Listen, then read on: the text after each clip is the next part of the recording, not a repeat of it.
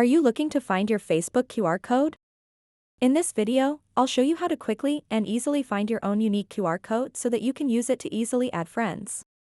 Just make sure to watch this video until the very end to understand the tutorial properly. To get started, open up the Facebook mobile application and then tap on the magnifying glass icon at the top right. It will show you your recent searches. So now what you want to do next is simply search for QR code. And at the very top, you'll see this option. QR code. Scan QR codes and share your personal code with others. Just tap on that. And it will open up the scanner. So now you can scan other people's QR codes, and if you want to find your very own unique QR code, just tap where it says QR code.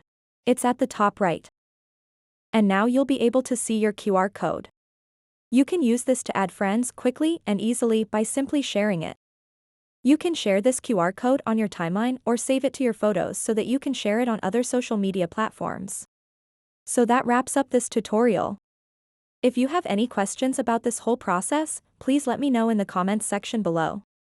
And if this video helped you out, please give it a big thumbs up and subscribe to this channel for more tutorial videos like this one.